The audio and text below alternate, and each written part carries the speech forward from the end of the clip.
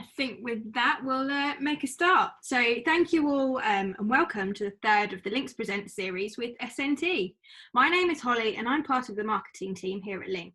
Thank you for joining us on this Thursday afternoon. As the current situation has seen all of our in-person events cancelled or postponed, LINX are trying wherever possible to move our events online, including our member meetings and more training sessions like this. Please keep an eye out on our virtual events page to find more information and get access to the relevant registration pages. Now down to little housekeeping for this session. If you'd like to ask a question, please use the Q&A function at the bottom of this webinar. The trainer will answer these questions when he's completed each topic. We have a range of people registered for this webinar, so feel free to add your ASN or organisation, or even where you're joining us from today, to the chat function and start a conversation during the breaks or after the training. We will also have LINX team on hand, so if you need to get in contact with any of us or have any questions for us, just add this to the chat, we'll be in contact. If you'd like to see us doing more of these training sessions and had any ideas on topics, give us an email at marketing@linx.net and we'll look into it for you. Now enough of me, I'll pass you on to Rob Minchell from Systems and Networks Training for your training session on EVE-NG. Thanks, Holly. Good afternoon all and welcome. This is a gentle introduction to EVE-NG, so you should be able to install it and get things going by the time we've finished. I'll probably pause for questions. I'll try, depending on time, I might have a break in the middle, and so we can do some questions before the break and then some questions right at the end. We'll see how many questions come in. EVE-NG, what is it? It's a network simulator. Now, if you're a learner or an experimenter, somebody studying for certification exams, it's really expensive and inconvenient to get the real kit. So, network simulators. Now, today I'm going to talk only about EVE-NG, except for this little comparison I'm going to do here. Other network simulators, well, you've got Cisco, and Cisco do a very professional one called Viral. It's now going to be called CML. And is it free? No. And does it have a web interface? No, you need to install some software, needs to be installed to interact with it. So software install on your desktop machine. Cisco Packet Tracer. Is it free? Yes. Now, it's a fine little tool, but it's all Cisco stuff. Is there a web interface? Yes, I think there is now. It never was when I last used it, but I think it is all web-based now. GNS3, you may have heard of that. A lot of you have used it. Is it free? Yes. Now, GNS3 is a bit better than the Cisco stuff because you can use all kinds of Juniper, Brocade, Foundry stuff in there. Is there a web interface? Not yet. It's in beta, so you still need to do some software client install on your laptop or desktop machine. Now, on to EVE-NG, topic of the day. EVE-NG, there's Community and Professional Edition. Now, Community, is it free? Yes. Is it a web interface? Yes. Now, you may need some software client, it's called a client pack. You may need that to do certain things. EVE-NG Professional, is it free? No. Is it a web interface? Yes. You can only, if you only wanted to use a web browser to interact with it, EVE-NG Professional is the way to go. It means you don't have to install any client software on the people using it. So that's very good for corporate situations. If you want to know how much it is, it's approximately €100, if that's the correct symbol for a euro. Doesn't look very good, but you'll remember. What can you do in EVE-NG? This is the sort of stuff you can build. So you can see here, we do have this is a Cisco router there.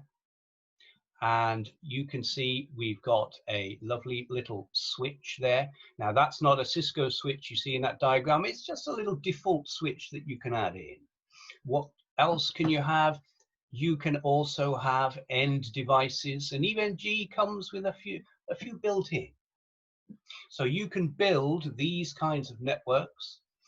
And here's something a bit more complex. You can see you can get a lot of stuff in EVNG, and it doesn't sap that much power if you're only using small Cisco images.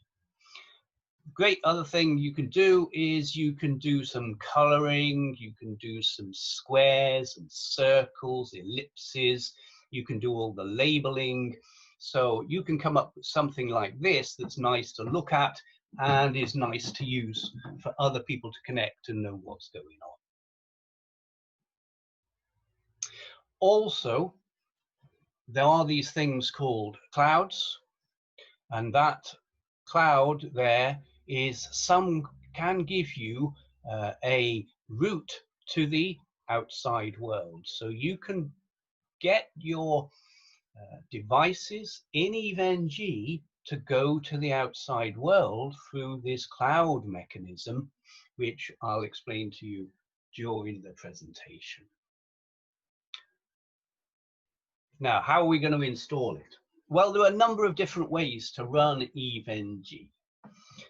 There is this way, where you have just a bare metal box.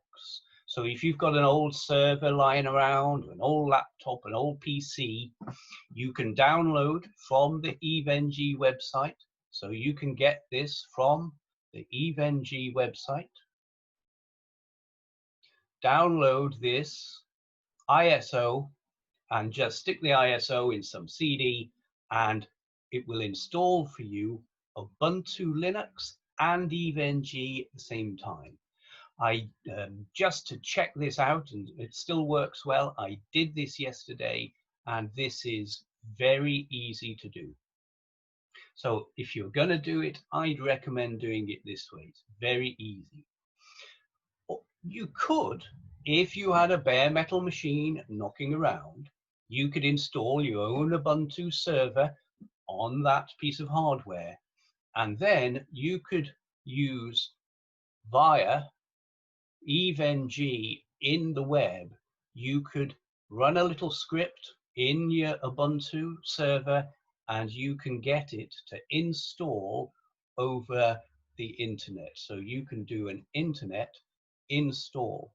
It's a little more commands that you have to use, so I do recommend this. This is very easy. Now, once you do that installation, this is what you end up with. So EVNG is a big piece of software that sits on top of an Ubuntu Linux machine. Now that Ubuntu Linux machine is a server, so it is the server version, and the one that they use is 16.04, the long-term service one. So that's the version of Ubuntu it installs. Now you can see that there is this thing called a hypervisor, a KVM hypervisor. So you started out really with a bare metal machine. You may have installed Ubuntu and then EVNG on top. And when you install EVNG, it does install this hypervisor. Now, what is that hypervisor for? This is because we're doing virtual networks. They won't be real, they'll be inside the machine. So it's the hypervisor that allows you to do the virtualization. So this controls the virtual devices, because within EVNG, you're going to create networks, and in those networks, you're going to have routers connected to switches and maybe to other routers, and those will actually be virtual routers, so you need some kind of hypervisor. And this KVM hypervisor is the freely available Linux hypervisor, and it runs on Ubuntu and all kinds of Linux. Your hardware, when you've done this machine, it will obviously connect to a local network, and there'll be a network card in there, and you can see there's an IP address on that network card. So we can now interact with EVE-NG through that IP address. Now, that's an EVE-NG machine with Ubuntu on a bare metal.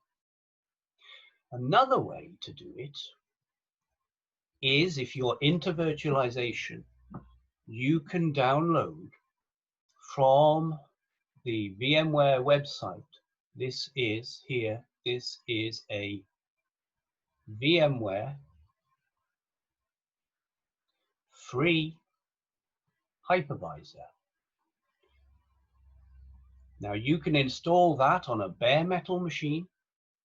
And once you've installed the ESXi hypervisor from VMware, you can create other virtual machines. So you could create an Ubuntu virtual machine and put the ISO in it and install EVE-NG. But even better, this VM here, you can download a pre-prepared VM from our friends at EVE-NG. So you can go to their website, download a pre-prepared VM. Just remember that when you do this, inside that VM will be a KVM hypervisor, so you can create your virtual routers and switches inside EVE-NG. But you're running that whole VM on ESXi hypervisor. So here you've got a hypervisor inside a hypervisor. This is called nested virtualization, because you've got one hypervisor running on top of another hypervisor. Now, it's slightly less efficient, but in our situation, we're not going to worry about that.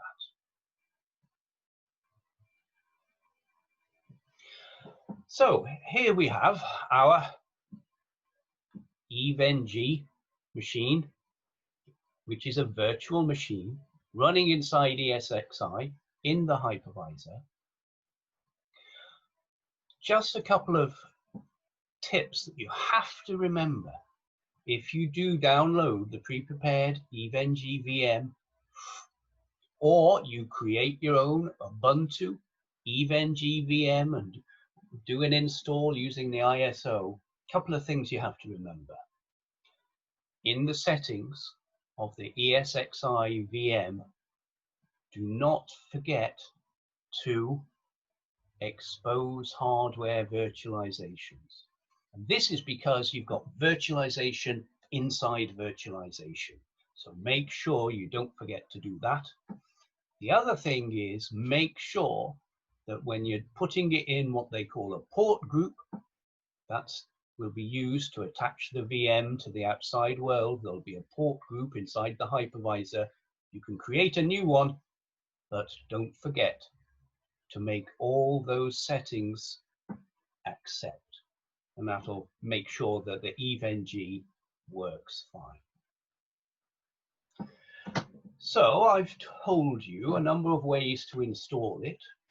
You've got your ISO install into a bare metal machine, which is very easy, and then you end up with this situation, a bare metal machine with Ubuntu and EVE-NG. You can use a pre-prepared VM, download and install in the ESXi hypervisor. The other way you could do it is you can use your laptop, Windows, your Apple laptop, or a Linux. So this here, we're talking here about a laptop or a desktop. And you can, using that pre-prepared VM from EVE-NG, you can install another piece of free software. So this again is a hypervisor. So this is VMware again, and this is free. Now you're looking for the VMware Workstation Player, and that is free. You can upgrade to the Pro, that's paid for. So you can install that piece of software freely available from VMware and then install on top of there, that is your pre-prepared EVE-NG VM, which you've downloaded from the EVE-NG website.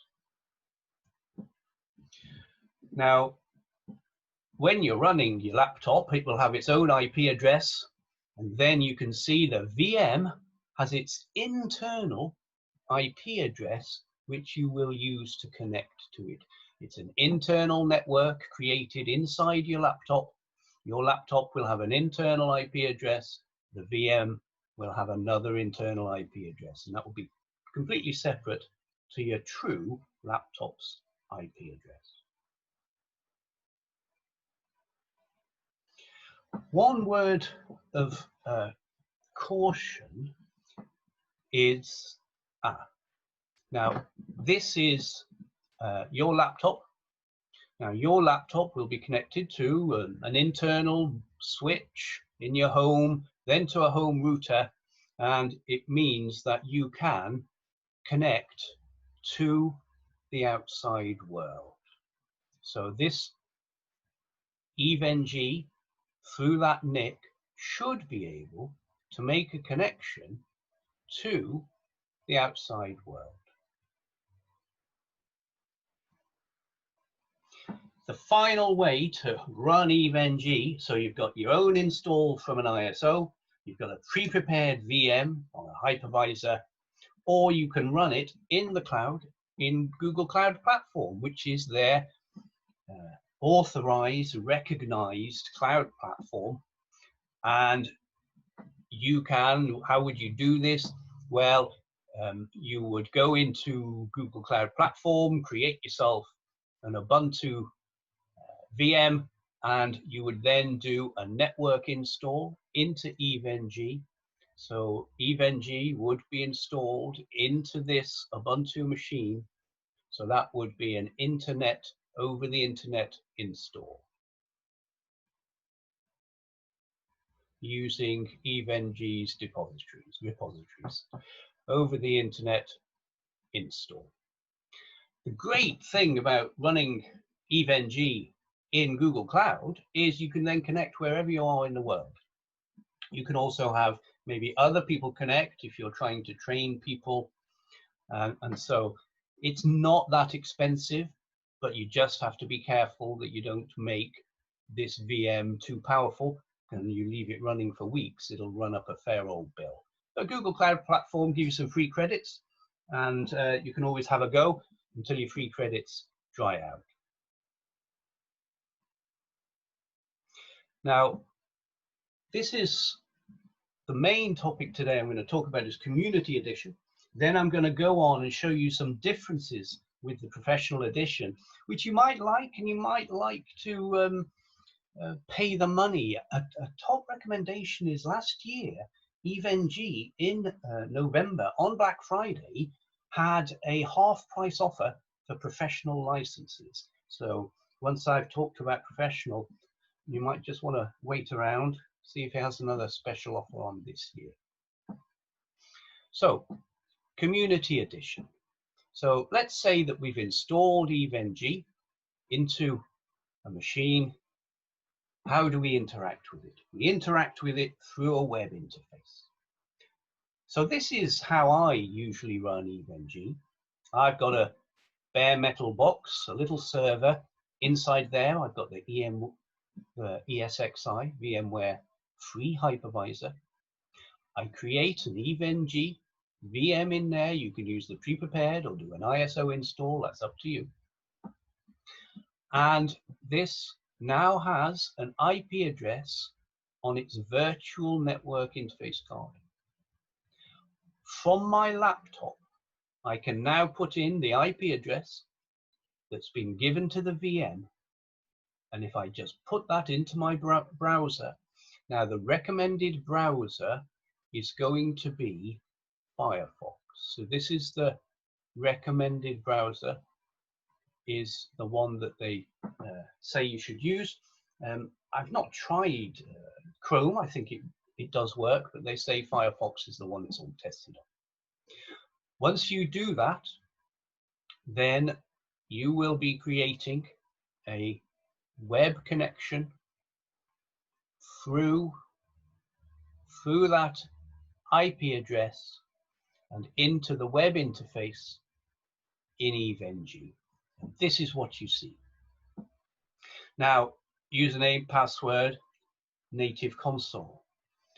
When you look at this here, when you do a little drop down, it'll give you two options, native console or HTML5 console. You might like to know the difference, and the difference is that with the native console, if you're going to interact with a router using the command line, using Telnet, then you'll need to install the EVE-NG client pack. So this here is the EVE-NG client pack, and that is downloaded from the EVE-NG website. And that client pack downloaded, easily downloaded from EVE-NG website, and you can get them for Windows, you can get it for Linux, and you can get it for Apple. And if you want to use a bit of Wireshark in your lab, you'll need to install that client pack. HTML5, there's a web integrated telnet. You only need the client pack for Wireshark. Now let me show you. So here I am on my web browser, and if I just do this, here is EVE-NG. So this is a fresh install I did yesterday. It's completely clean. So I've got the IP address of my EVE-NG machine, whether that's a virtual machine. If you want to see that, that is in fact a virtual machine running in my ESXi hypervisor. And I think I could maybe see that. So you can see here is my EVE-NG machine. Those are the IP addresses. I only need to connect to one of those. So this here is a fresh install. This one here, a fresh install, only yesterday. Download, we've got HTML5 or native. Let's go in for HTML5. The default login is always admin with Eve. So in I go, admin and Eve. This is a clean EVE-NG. You see there's no labs. There's just a bit of information. These goes to the website. That's who's logged in. Bit of management here. There's user management, and we're at the main. Now, user management, let me just go back to here. You can have two users log in at the same time. So I've taken you to there, that's the main screen. And what we'll do now is we'll just do create a lab. So let me go back, here I am, webbed in, new lab. We're going to call this test. You can enter the author, so I can say this is Rob, me, give it a description. This will help other people using the lab and yourself when you come back to the lab after a few months. So we'll just call this Rob test. And how about a task? So I'm creating a lab to help people learn. So I can say, okay, task 1, do something. And misspelled a bit there. Do something. And we've saved it. Now, if I just close that lab, notice all the menu items are on the left-hand side. I can close that lab, and you can see it listed in my main screen. So click on that. If you wanted to edit those details again, there it is. Let's open it up, and you can see there are no devices in it. If I wanted, over here, lab details, and you can see where I wrote here task 1, you may remember I put a new line in there, but it's put do something on the same line. Now, if we went up here, more actions, edit lab, when you want a new line, you have to put a completely separate new line. If I save that, lab details, now they're on different lines. Now, I did find some other stuff out just completely by chance, is that if you want to format some of those descriptions, single asterisk is italics, double asterisk is bold, and I found this out just by chance playing around with asterisks. So if I did want to format that text in there, then I could go to more actions, edit lab, and let's do some asterisks, double asterisks out there, and do a double asterisk there. If we save that and go into the lab details, now you can see it's bold. So that's just a little tip for doing your textual descriptions. So that's me inside a lab. Now I'm just going to close the lab.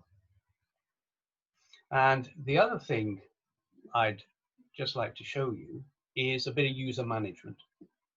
Now you can come up here into user management. The default user is admin. I'd leave that there if you want. You can edit the password. If you want to change the password, you can edit it. We can add a user, Freddie, and I'm just going to use the default usual one of Eve because I can easily remember it. You can add some other details in there. You can only be an administrator, and let's add that in. And here I am as Freddie. Now, can admin and Freddie log in at the same time? Well, I've logged in here as admin. So I'm at 253. I have another Windows machine running elsewhere in my little home network. And if I open up Firefox and go into that fresh install, here we go. Let's go in as Freddie with Eve as the password, and we can go HTML5, in we go. And you can see here I am logged in as Freddie, and admin is logged in at the same time. And they can both see the same lab, but to be honest, they cannot interact with that lab. So they're both logged in, but they can't do the same lab together. So they would have to run them individually. So you can have two people logged in, but everything is separate for each user. They can see the labs, but when they run the labs, they'll be running separately. So dual logins do work, but there's no interaction between the two users logged in. Now, if we go back into our EveNG, I've created a lab. So let's open it up. Now, how do we get devices in? Well, here we go. This is the favorite thing you'll be using a lot, add an object. So you've got node, which will be your routers, switches, end devices.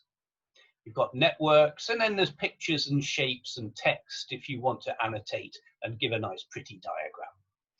Let's go to node. Now, this is a list of all the devices that are actually supported by EveNG. Now, you can see they're all gray, which means they're not actually installed. There's nothing installed except for a little virtual PC. If you want to install other operating systems to work on Cisco routers, Juniper routers, you're going to have to do that yourself, and you're going to have to make sure that you've got licensing permission to do that. Let me just install one of these little virtual PCs. Here it is. I can give it a name, VPC. And how many do I want to add? Well, let's add 2. We'll save that. And there's VPC1, VPC2. Well, if we want them to talk to each other, we're going to have to connect them. So we need a network. We'll come in here, go back to add an object. There's your network. And we're just going to add something called a bridge. Now I'm going to explain all these later, but this is something called a bridge, which is just a little switch. So I'm going to save that. And there's our switch. You can see when you go over a device, the kind of a plug icon comes up, and you can pull that to do the network connection, and it'll say, okay, which interface. So I'll just do that, and we can do from the switch to that PC, only one interface available on there, and there we go. Now these are not blue, so they're not running. You can right click, start. You could, if you want to start everything up, more action, start all nodes, which is a good one when you're just booting a lab up.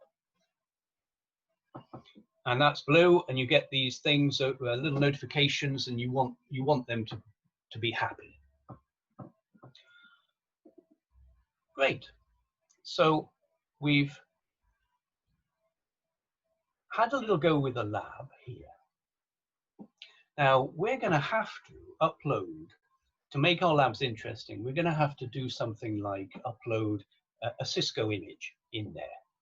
And how are we going to do that? Well, uploading images, you're going to have to establish an SSH connection into the EVE-NG machine. So we already know that when we web into this EVE-NG machine, 192.168.88.253, you will need to use PuTTY or any SSH client, and you can make a connection, port 22.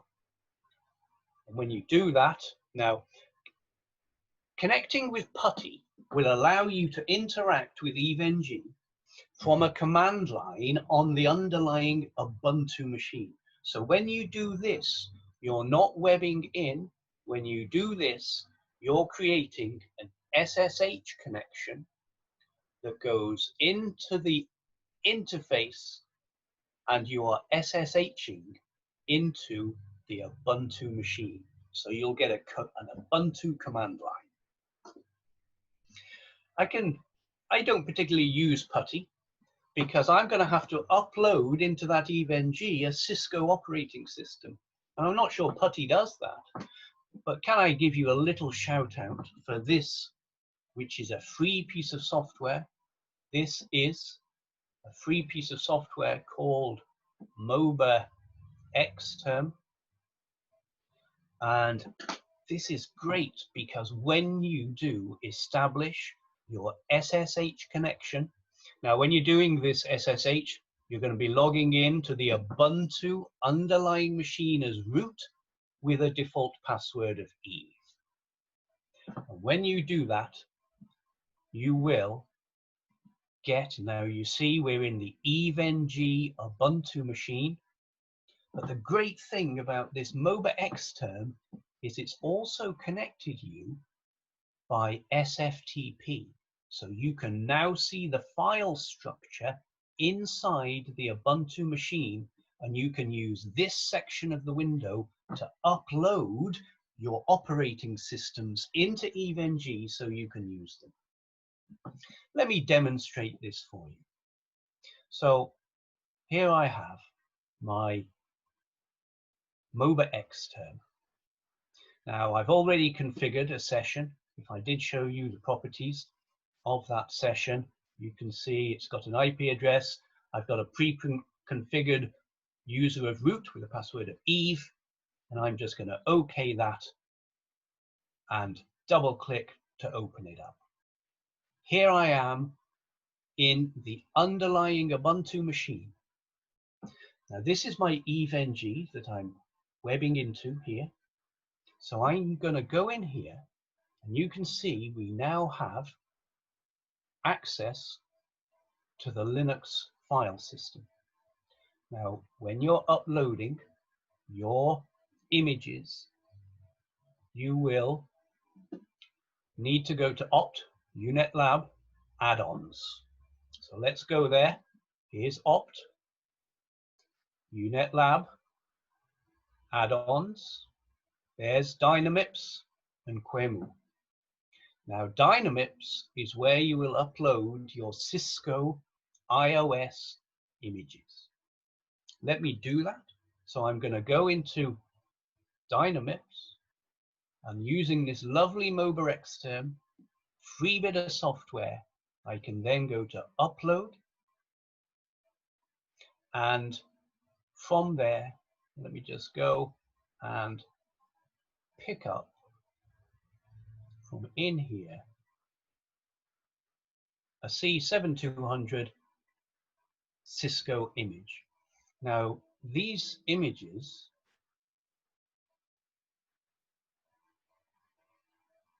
it's uploading there. Now, there is a list on the website of which images are supported, so do look at that. But the C7 series, the 7200 is very nice and stable. So there it is, it's uploaded. I have to now, once I've done that upload, I have to use a command to fix the permissions on that file and the folders. Here, I've just put in here are a load of EVE-NG commands. And the one we're going to use is this one here that resets permissions after image upload. Opt UNetLab da. Let's go and put that in. I know it off by heart. I've typed it in so many times. Using the tab, it's A, fix permissions, don't miss the S off, fix permissions, and off it goes, fixes the permissions. So hopefully now, when we go in here, I can go add object, node, go down, and now you can see I have in blue a Cisco 7200. So I can choose that 7200 now to add in a Cisco router. If you added multiple operating system images in there, they would appear here in a download. I've only got one, but you can put different images up there and you can choose which image you're going to use. I'm just going to put router on there to make it a bit more meaningful. How much RAM are you going to give? The more you give, the quicker it works. 512 is fine. I'm going to do 1024. Now, notice that I had to change that. And notice there are no interfaces. But if you do drop down, you can put in some interfaces. So I'll just put in 4 interfaces like that. And we'll go save. And here is my router, which I can now connect into that switch, asking me which interface on the router. You can see I've got 5 of them in there, and save. And there we've got a nice router in there, and I could just right click on it and start it up if I wanted to. Now, it can be a bit annoying to always have to put those interfaces into the router. So what we can do is, inside the EVE-NG file structure, if you go to opt UNetLab HTML templates, and if you're running EVE-NG on an Intel machine, inside there will be all the templates which are used when you're dragging, inserting routers, switches into your labs. And if we go in there, there's a 7200. So let me actually do that now live for you. So let's go upstairs into HTML, into templates. I know I'm running Intel. So there is the 7200 template.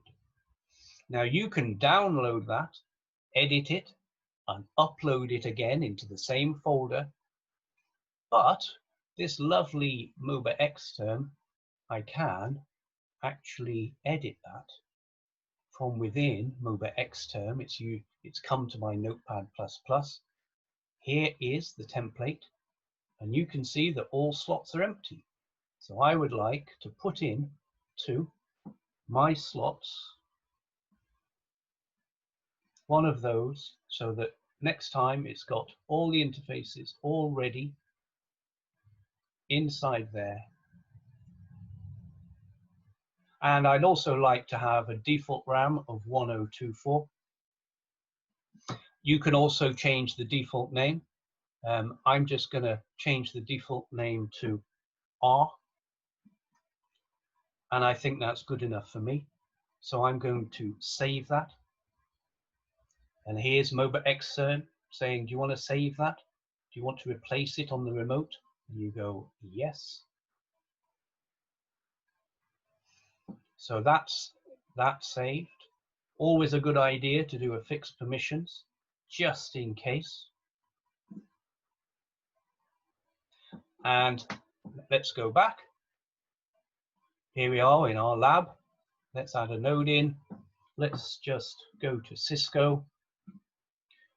And here is, and can you see now, we've got the default RAM and all the interfaces populated, and it's going to call it R.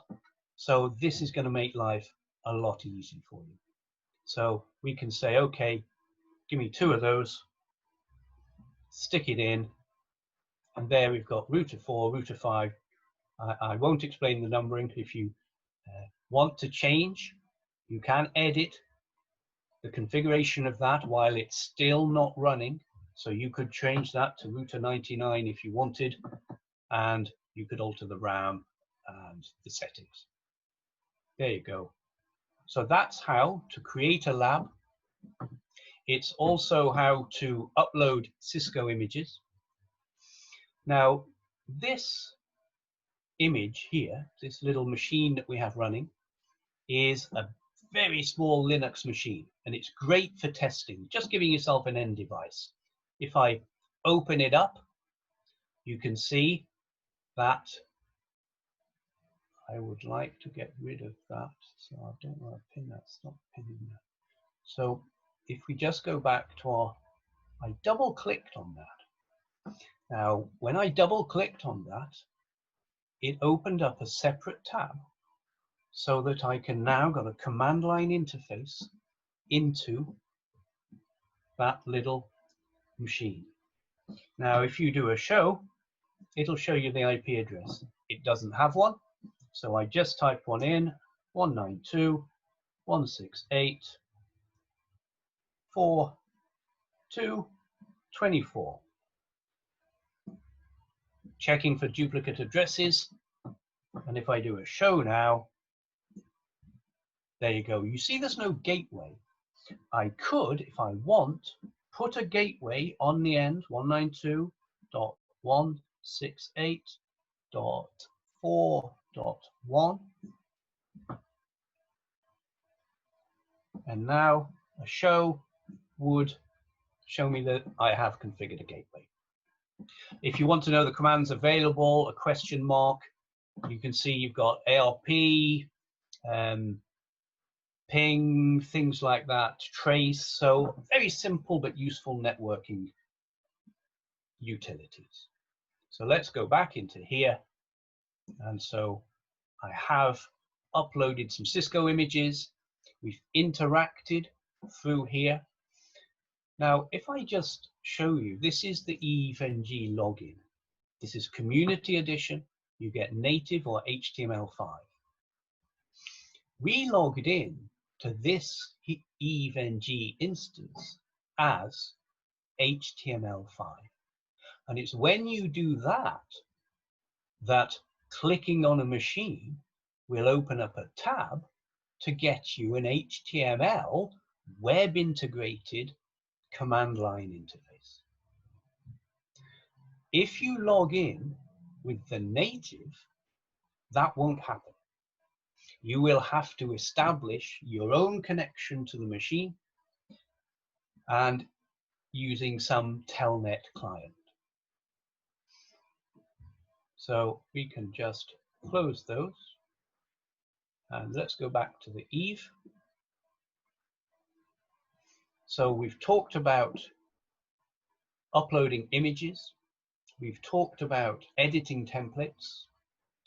What I'd also just like to show you is that if we go back, I think you can remember, if we go back to Opt Unit Lab add-ons, inside there are Cisco images. In Quemu, I've actually uploaded, ready for integration into EVE-NG, a Linux Ubuntu desktop. You can go to the EVE-NG website and you can download pre-prepared Linux images so you can have Linux end devices in your labs. So from the website, you can get Kali, TinyCore, Ubuntu servers, you can get a Debian, Linux Slacks, which is a lovely little small Linux with a graphical front end. And there's the Linux Ubuntu desktop. Notice it's a tar. I've previously uploaded that into the Quemu folder. This is the folder you have to upload them into. So I've uploaded it, but I've yet to deploy it. So let's change to that folder, do an ls to list. There you see the file. And all I need is to extract using the recommended method, which is xzvf, then put the file name, which is that, and you can see that it's extracting it into that location, and it shouldn't take too long, and we should see, so we're finished. And if I do a refresh, we now have a folder in there, and that's going to hold the image which can be used in our labs. This here is not needed anymore, so we can just delete that. You could delete it through the command line, but I'm going to take an easy life and delete it up here. And whenever you've done any uploading of images, don't forget to fix the permissions. There's our fixed permissions.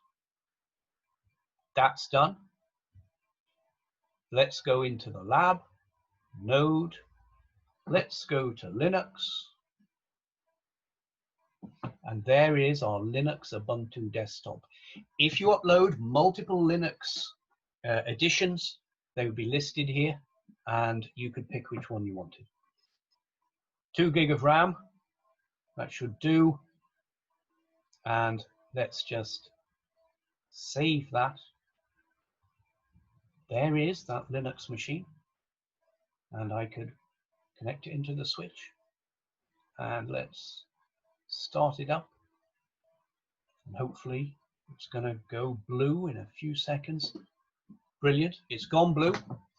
And we can just click on it, and hopefully we're going to see some kind of Ubuntu come up. So here we have Ubuntu, and we can log in. It is, I think the user to this is not that, so I'm going to cancel that. Not listed. I think the username is test, and it is test123. Let's have a look. Oh, capital T. Test 1, 2, 3. Oh, let's have a look.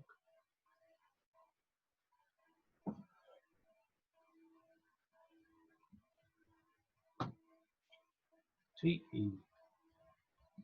Test. Capital T, E-E-S, 1, 2, 3. Oh, that's not very good. I got this to work yesterday. I'm going to come back during the break. I will get that to work for you. Test with test 1, 2. I did it yesterday and it worked. Lovely. That's live for you. So it will give you a perfect Linux desktop with EVE-NG and all kinds of stuff. So we've talked about creating labs, uploading images, labels, shapes, import and export. So let me go back to the lab, and I'm just going to shut down all these machines. More actions, stop all nodes. And I might like to, be a little fancier and do some shapes. Just join those two together. So add an object, custom shape. Now, with the community edition, you've got square or circle.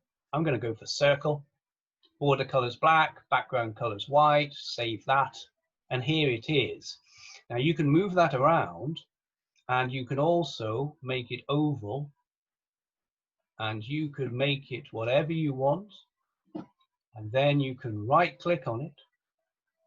You could edit it, and you could change the background color. So let's make it a green. There we go. And you can rotate them. You can change the border color. You can have a transparent, so you can see right through it. So those are circles and shapes, nice for making your diagrams look good.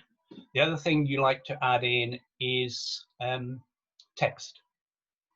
So you can type in something like a network 10.0.0.0/24.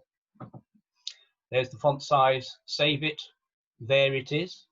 Now we could bring that over here, and if you go to the bottom corner, you can expand it up using this and make it as large as you want.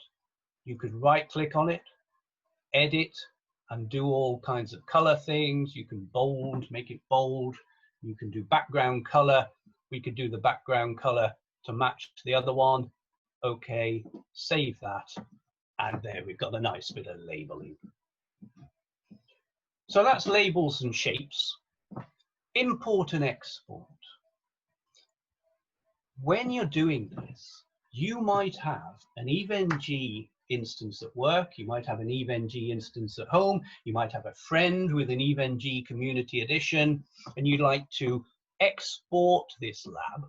So make sure all the devices are shut down. You can only in community close the lab when all the devices are shut down. Here's our test, and we could just export that into a file. We can put that somewhere, and you can then give that, send it to somebody, save it as a backup in case things go wrong, and at a later date you can import it. So I can go to import and go into a location where you've got some ready, which I have there, EVE-NG labs, and here is a OSPF lab. You see it's waiting to be imported, upload it, and there it is. And I can click on that, open it up, and there's everything waiting for me to do. Now, I didn't talk about how much RAM and CPU you need to run EVE-NG, and the answer is as much as is needed for the size of your labs. When you look in the EVE-NG documentation, some of the requirements it talks about are fantastically large, but I get away with, you can get away with 8 gigabytes of RAM and a few CPUs. Okay, it's not going to be wonderfully fast, but it's enough to get small labs going. This here will boot up in a minute or so, and I run this quite easily on 16 gigs with 8 virtual CPUs. Don't forget, once it's booted up, it's not doing much, it's just ticking over. So you'll find it's only the boot up that saps the power. After that, you're not really using much power at all. So that's labels, shapes, import and export. And I've done that. Just before the break, I think we look at client packs and interaction, HTML5 versus native console. Now, I've talked quite a bit about the EVE-NG website, and it is full of documentation, relatively easy to use. It's not perfect, but here are your downloads where you can get all the stuff, but there is documentation, and I would recommend it. Gives how-tos here on uploading various images for the vendors. Do have a look at this, and there is, I think in the download section there are or should be, I'll find it later, but there are some cookbooks. So there are some cookbooks. Here is the EVE-NG Professional Cookbook, 250 pages. Here's the Community Cookbook, loads of information on doing installations with step-by-step guides, and they do work. So do follow them, but you have to follow them to the letter. But everything's in there. So let's have a look at these client packs. I did say that really you can, if you get the professional edition, you don't need a client pack. But with the community edition, you do. Let me show you that machine I had running before. So this is a Windows machine. I'm just going to expand that up. So it's a Windows machine, and we can sign in using the HTML5 console. I'm going to sign in as Freddie, Eve. There are the labs that I put in as administrator. Now, if we go in there, now I've installed the client pack. And when you install the client pack for Windows,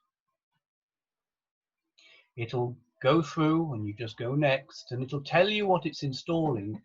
Take a note of this. This is where some files are stored for EVE-NG.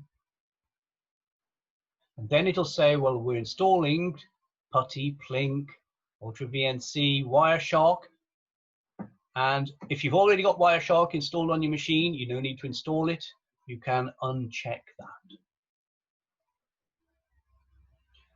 Now, once you've installed that client pack, here I am on my Windows machine.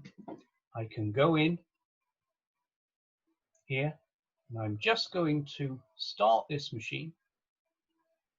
And we'll start this one for a bit of fun. Now, having installed the client pack, I did tell you we've logged in as the HTML5. You get a nice little browser tab when you want to interact. So you can type in whatever you want there, and that's great. You can use Wireshark. So I can capture on the Ethernet 0 interface on that little Linux machine. Now you have to have Wireshark and the client pack installed on your local machine. It'll come up and say, well, do you want to open that Wireshark wrapper file, which will show us how to connect? You can remember that once you've done this. Excuse me. but I always like it there because sometimes I change options. So I'm going to open that link. And you can see that we've had an error. And this error, if we look, is because the SSL key is not recognized. Now, if you ever meet this error, sometimes it comes up with a question and says, do you want to recognize this key? You just say yes in that box, press enter, and everything works. If this ever comes up, the way around this is to just OK that, close that, and here's our IP address there. And you need to open PuTTY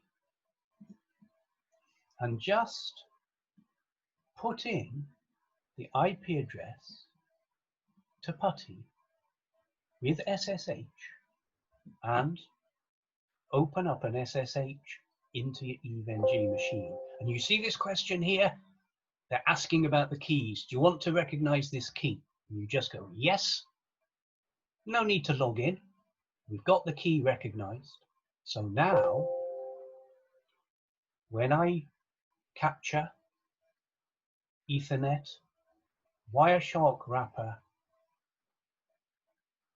that box opened up and was happy. And now I am capturing Wireshark on that interface there. Just to prove it, what I can do is I will open that up just by clicking on it.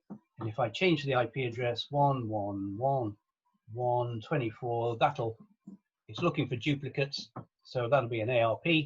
And there you see the ARP coming out. So you need that Wireshark installed and that client pack files installed to do this. Now, if I just shut this, and I'm going to shut all this. Now, I did say before that you should just watch out for this location, because that's the file that's used when connecting for Wireshark into the EVE-NG machine. Now, when you look inside of there, you see root and Eve. If you ever change that in the Ubuntu machine, you will have to come in here and change that password. And a big top tip here, do not put special characters in the password. I tried to put a percentage in the password and I could never connect. And it's because a percentage you see is a special character in this little bat file. So if you ever do change the root password on the EVE-NG machine, that's the Ubuntu EVE-NG machine, you have to come in here and change it. Good. Let's just go back and go back into my Windows machine, and let's close the lab. You see it'll come up saying no because it's Community Edition. So I'm going to have to more actions, stop all nodes. Everything's gone, it's all gone grey. Close the lab. And I'm just going to sign out. And I'm going to sign in. So we went in with HTML5. I'm going to sign in with native. And now I'm signed in as native. Let's go in there. Open it up. Now, let's start the machine. Now, when I click on there, it's now going to open up PuTTY. And one thing you need to know is that when I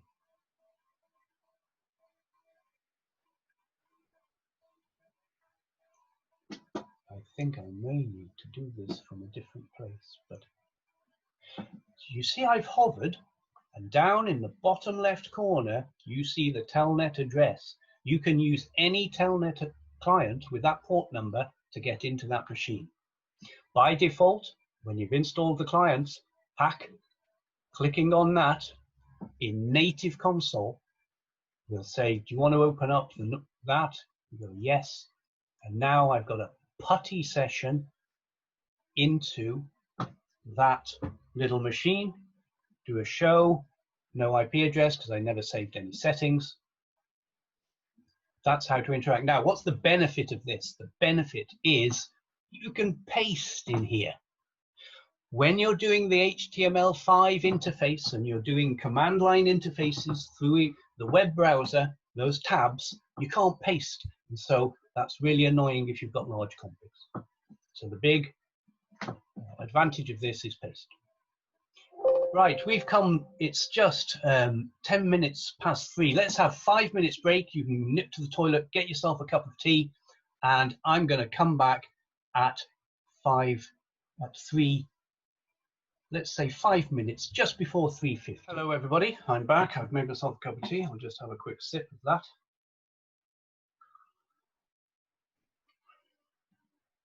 I hope you're all still there, and on we go. When you are working with labs, then you will often want to save configurations, so you don't have to interact and put in the configuration for all your routers. Now, this is relatively easy to do. If I just close that lab there, if we go into this test lab, open it up, and let's just boot up one router here.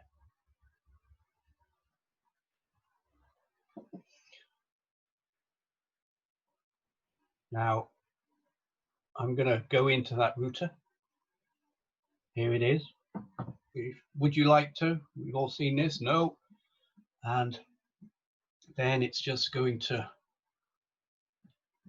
go through its little boot up. And I'm just going to put in the smallest of configuration. I'm just going to change the host name when that's booted up. So we're in there. So let's go up and do a host name Freddy. There it is, it's changed. So I would, of course, like to put that in the NVRAM with a write memory. So I've saved it inside the router's NVRAM. If we come back into our lab, you can right-click and go Export Config. Now, let me just show you before I do that, Startup Configs. You can see that none of my devices here have startup configurations. So I've saved the config on there officially through the Cisco interface. If I just go Export Config, there it is. You've got success. It's been exported. Go to the startup configs. You see now that's on. And if I do click on that, you can see that there is the configuration and there's the host name. If you wanted to, you could change that to Jill. So let's save that.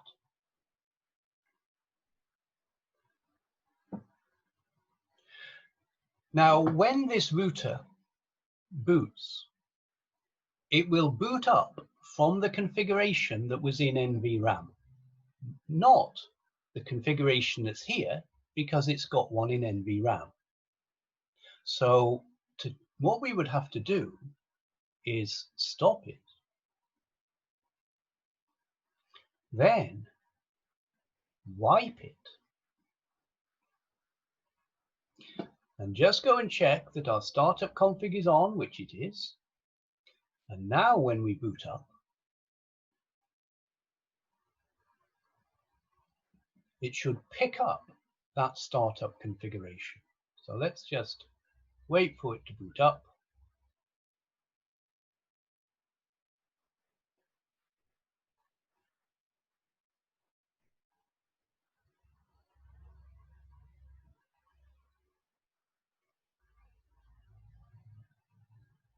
I wish that would go. Can I flip that to the bottom? I think I can, can't I? There we go, that's better. Let's go in.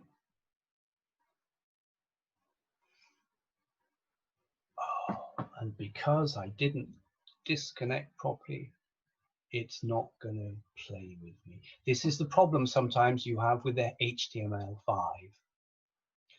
So I'm not going to be able to, the HTML5 has just had a little.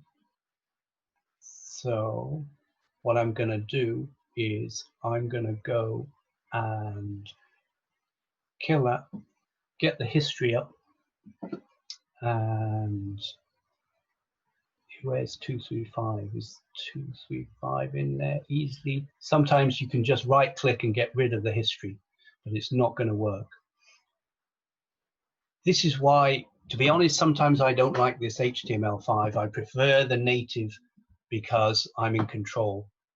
This is definitely not going to work. HTML5 login. Let's see if we can get it back. No, it's gone. And so that would probably need a reboot of EVE-NG. Sometimes things go wrong. It's community and it's free. But just to confirm to you, you can save Cisco, Juniper. There's a list of supported devices. You can save their configurations into the startup configs, and you can manually edit them in here, and they will pick them up. So that's a look at saving configurations. The last, just check that, yep, I've looked at that. The last thing I want to talk about is the networks, bridges and clouds. Now we did see, let me just go to my interface here, and we did see that, let's close this lab. And I'm just going to show you a different one, which is exactly the same.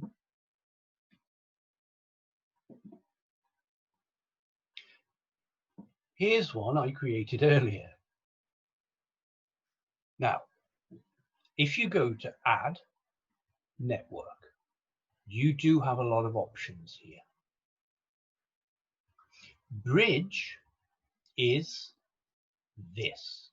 This is, if you do an edit, you see this is a bridge. So let's just change that to a bridge. And a bridge is just a very simple switch. You can connect end devices into a simple switch, and that's a bridge, very useful for connecting things. However, let's have a look at this one. Now, this one is a management cloud. What's this doing? Well, we've got this one. So here, let's just do a list. That bridge is just a simple switch. You can't configure them. The next one that we can look at is Management Cloud. Now, what's Management Cloud doing? When you install a Management Cloud into your lab, what happens is it connects down onto the interface here.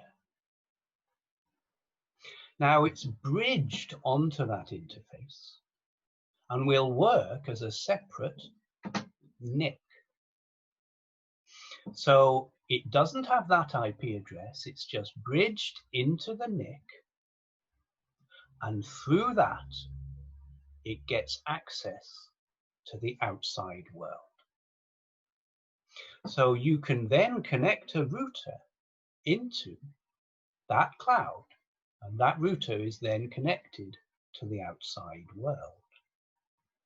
If you configured that interface on the router here for DHCP, it would send out DHCP messages onto the local network. Can I have an IP address? Now, this works fine, but you have to be careful. I'm on a BT home wireless router, And because the underlying Ubuntu machine already has an IP address from DHCP, my router refuses to give another IP address through that interface. So if you do this on my little BT wireless router at home, it doesn't work. But if I make this into a MikroTik, little hardware MikroTik router, that works fine. So you have to be careful here what's happening on your home network, but it does work. So management cloud is simply a sits on real NIC of Ubuntu machine. Now that machine may be a VM or it may be a bare metal machine. So that's how to connect your machines to the outside world. But be careful of that no more than one IP address to a machine from DHCP. So that's management cloud. Notice that this here, this Ubuntu machine only has one NIC. If you put a second NIC in, that second NIC would be cloud 1.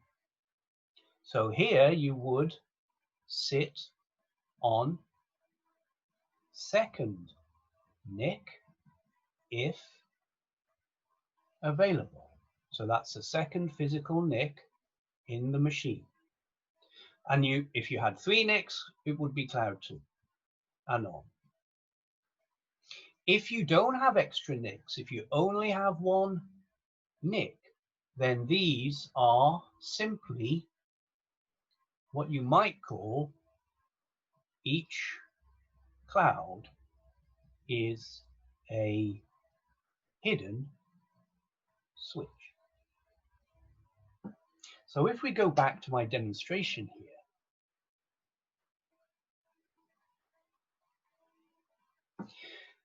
these two machines are connected to the outside world. So if I did boot that machine up, so that's management cloud 0. If I boot it up, now I'm using MOBA Xterm to establish a terminal in there. You can see that we have discover, offer, request, acknowledgement. There's the DHCP when the machine booted up, and it's picked up a 192.168.88 network off my real home MikroTik network. Now, if I don't have that MikroTik box in my home network, the BT wireless router won't give it. So that's a little bit. So there I am. Now this is, and I can ping 1111, and you can see I'm connected directly to the outside world, and that is through that machine in an EVE-NG lab is connected to the outside world. These machines here are connected into Cloud 9, so they can communicate together. This machine is also connected into another Cloud 9, so that is a hidden single switch. So that machine, if booted up and correctly configured, and that machine, they should be able to ping each other. So you can have these clouds at various places in your lab connecting devices together in the background, which could be useful for things like DevOps and management interfaces on routers. So that's all about the networks. So these here. So this is the outside world.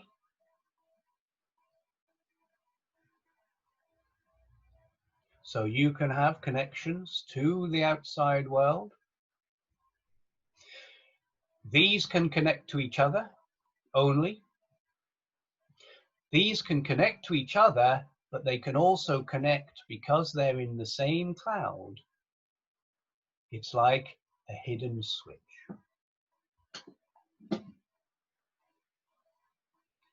So that's all the important information you need about Community Edition. If I go back to Community Edition, there's more stuff I haven't talked about in here, but it's quite, this dark mode is a fun piece of thing that I never use. I can't see why it's there. But there's a bit more in there. You can export all configs. You can wipe all the configs. So there's a bit more in there, but it'll be quite self-explanatory and easy for you to understand if you have a play around. Let's now go on to professional. What does professional give you that community doesn't? Well, for about £100, you get native console option for logging in, HTML5. You also get an HTML5 desktop. So what's the difference? Native is exactly the same. If you want to telnet into your routers in the labs, you'll have to use PuTTY on your laptop, and you'll have to have Wireshark on your laptop for capturing. HTML5, you do not need the client pack because it's all integrated telnet and integrated Wireshark. So let me show you. Here I am. So this is a professional, because you can see the extra options. Let's go into HTML5. And I'm going to import some labs. So I've got some labs down here.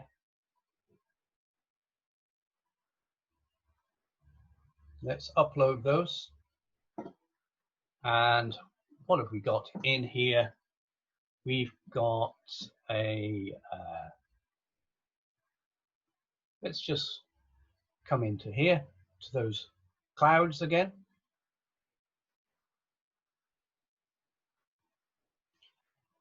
And let's boot this up. If I click on it, here is integrated telnet. So you can see I'm connected to the outside world. I've picked up a home address. I can ping the outside world. All integrated into a single web interface, not a separate tab. You now get a separate box, which you can minimize, and it's down there for you in the corner. What about a bit of Wireshark? Right click, capture. You now have integrated Wireshark inside the web interface. So you can have people on lockdown laptops just open up a web interface and they can use Wireshark and the CLI, and there you can see I'm capturing. You might say, well, okay, I like Wireshark, but how could I save that capture for future reference? Well, stop, go to File, Save As, Thin Client Drives, go in there, go to Download. Let's call it Wire Test 99 or 999. Save it, and it comes up and says, what do you want to do with this? And you can see that's on my real machine, my laptop. I'm going to save it. And it's asking me where I want to save it. I'm just going to stick it in Downloads. It's on my real laptop. You do get this kind of funny error message. But now, if I go onto my real laptop and I go to Downloads, there it is. So you can save the Wireshark captures that you do through the web interface. You can save them locally. So I'm just going to shut that. So that's the big difference. For Professional Edition, you get a very smooth experience with Wireshark and the command line interface. What's a negative? You can't paste into this. You cannot paste into this, which is not very nice.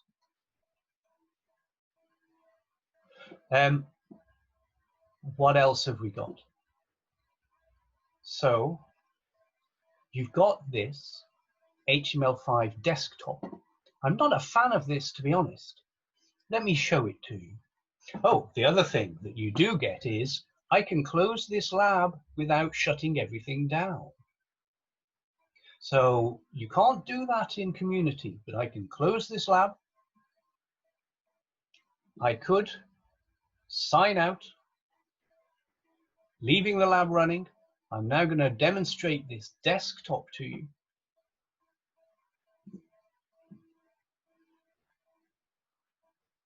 Now this desktop is a funny thing in that you get a web browser tab which is now running inside a Docker Linux machine. And if you want to connect into the EVE-NG labs, you come over here, this link, double click, take the risk, and here I am. So I can log in as admin, and you use the native console, and you sign in, and here I am. And we did say I left that running, and here it is, I've left that running. And if I click on that, you get a Telnet launcher, and you get this Telnet open up. I suppose the point of this is that people on really locked down machines, here this gives them Firefox to the outside world. So you've got a little Linux machine, you've got Wireshark, you've got Firefox, they can go to the outside world, and they can get into the EVE-NG web interface for the labs. I don't use it myself, but it's there, so I'm just going to sign out and close everything down. And I have had problems with this thing of actually getting rid of the connection. So you see, we have this problem again, which, okay, it's 249. So I'm going to have to shut that. I'm going to have to go into the history. And where's 249? Can we see in there 249, 192, 168, 88, 249. There. Forget about this site. There we go. Once you've done that, I can actually come in here, 192, 168, 88, 249. And here I am back at my professional login. So I don't particularly like that desktop, but you can have a use for it. So those are the different options. Dual login. This is kind of sweet. Let me demonstrate this. So here I am. So I can log in any way I want. I'm going to just go into the HTML5 console as admin. Here I am. Let's go into that running lab. Here it is running still. And let me just open up a console. So let's do a ping 1111. Lovely, it's working fine. Now let's minimize that. Let's close the lab. If we go to management, user management, I've got some other users configured. Only 2 can log in at the same time. Remember that. If you log in a third, 1 gets bumped out. So you can see I've got Billy here. So I'm going to log in as Billy. So let's go back to my main. Let's go into here, open it up again, and let's open up that console. And let's repeat that ping.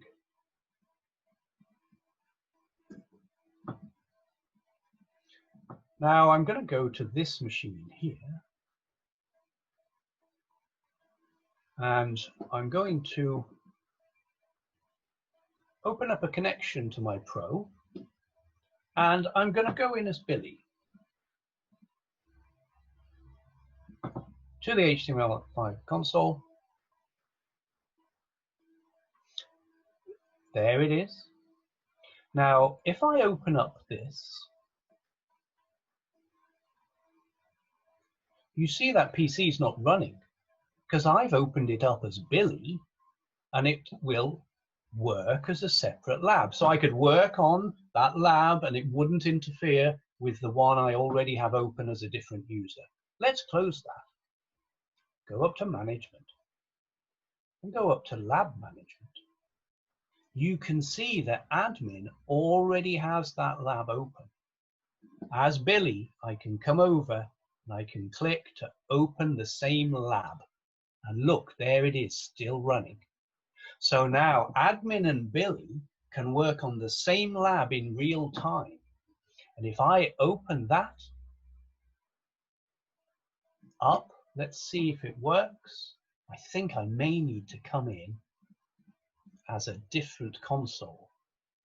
So that doesn't work because of the integrated HTML5. So I'm just going to quickly sign out and come in on the native, go into management, lab management. In we go. It's going to putty in to there.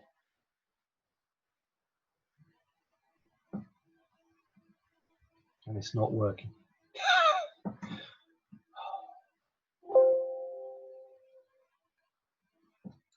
Usually you can lab into the same machine. So let's try it again. So I've got this one's open here. If I shut that, I should be able to open in the other machine.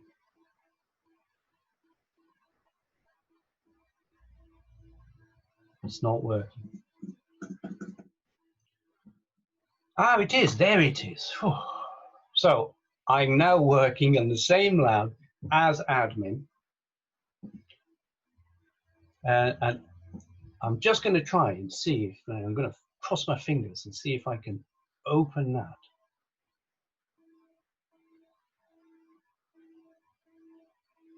It may take a little time. Let's just see. Leave that. Come on, work for me.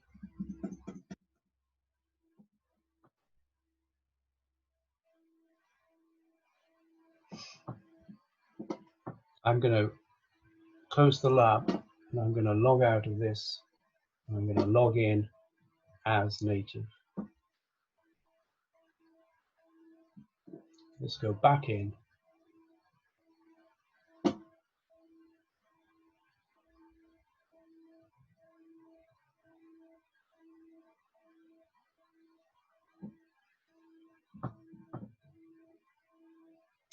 I think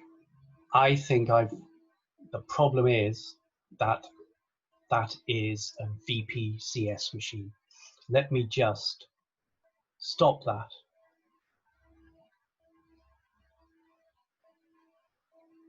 Close the lab. And if we did this one, I think I need a router. I'm running out of time, so I'm not going to test this, but I have got it so that you do both see exactly the same thing. And when somebody types one thing, the other person logged in sees exactly the same. So that's, an advantage, although I haven't been able to demonstrate because I'm just running out of time. The last thing, or one of the things, dual login, both can work on the same lab, and you have this chat facility as well. The clouds now have a NAT cloud, so you can use NAT to get to the outside world. So instead of bridging on your real interface, you NAT through your real interface, and that works really well on the home networks. It gets around that problem I told you I was having with my wireless router not giving out 2 DHCPs. Docker IO images. This is only in professional. What are they? You now have the option when adding a node. There are these Dockers. And you've got Firefox, GUI, and Wireshark. Now, if I start them up,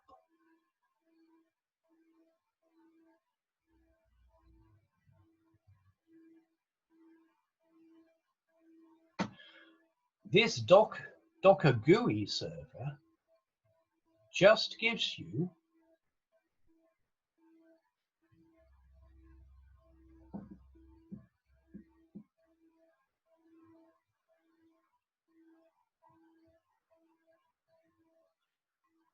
a complete little Linux machine with Firefox and all kinds of stuff installed, which is really useful. You've got your wireshark in there too, Firefox. So you can now have running inside your lab a lovely little Linux machine which you can GUI into, run Firefox, run Wireshark, just as you normally do. It is best when you're using these, it is best to log in using HTML5 because that's what they're designed for.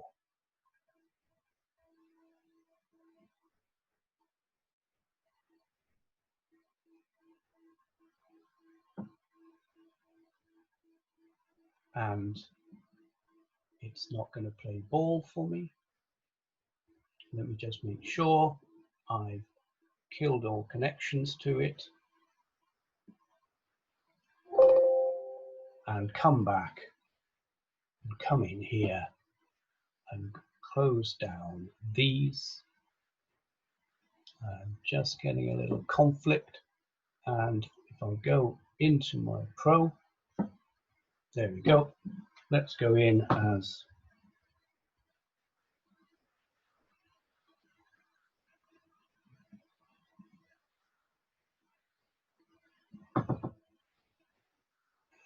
it's not working. Let's go in as Billy.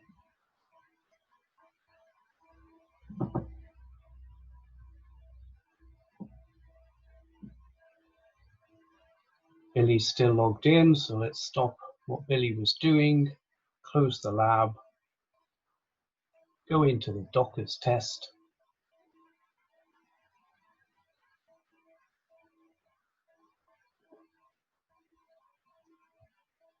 Start them all up. I do have to say that the EVE-NG is not perfect, and sometimes it has glitches, but when you're using the community edition and it's free, it is great value for money. Let's see if we can. Here we are in the professional edition. Here's our little GUI desktop. With Firefox, you just get a little integrated Firefox browser, which I don't know if you'd find that useful. I would probably go for this because it's got Firefox installed. And the other one is you get an integrated Wireshark. So you get a little Docker Wireshark that sits there sampling on the wire. So these are these Docker images that are included with Professional Edition.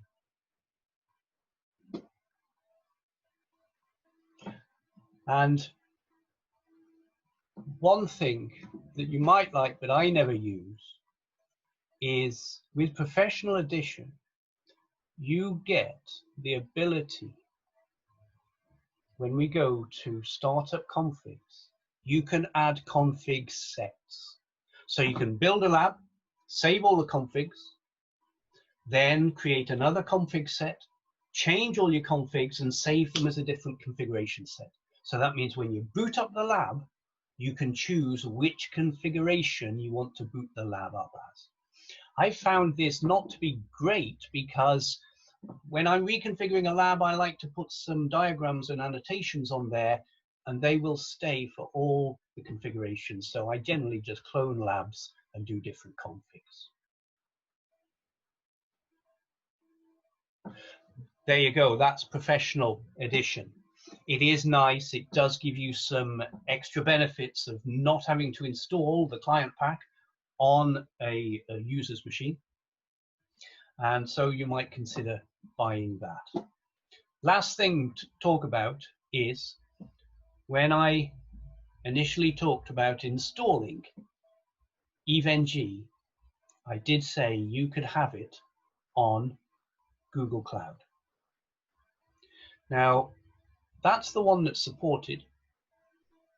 You can get it working in Hyper-V, which I've done, and I've seen videos for Microsoft Azure, but not an Oracle VirtualBox. None of those are supported, so you won't be able to ask them EVE-NG for help. Top tip, and the only tip, I'm not going to demonstrate Google Cloud, it's all in the cookbooks. Just remember, when you're creating the virtual machine, please use, when you choose the processors for your virtual machine, please use N1.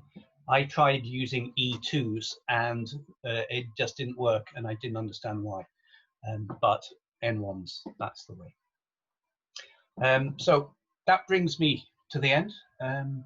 I hope you enjoyed that. Sorry a few things didn't work. That's because I've got multiple machines going and many connections.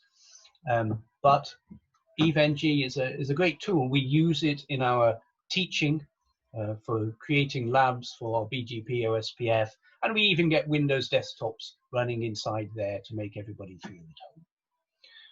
So, Holly, back to you. Are there any questions? Lovely, thanks for that, Rob. Yes, we do. So first question from Josh. Can CentOS be used instead of Ubuntu? They specify that Ubuntu is supported. I don't think they support CentOS as to be the base for it.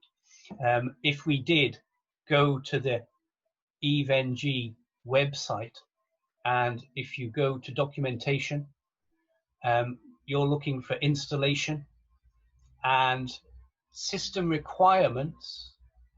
It's probably going to be in EVE-NG requires there, no CentOS there. So it's not officially supported. You might try it, but you'll be on your own and you won't be able to ask them for help. So there you go.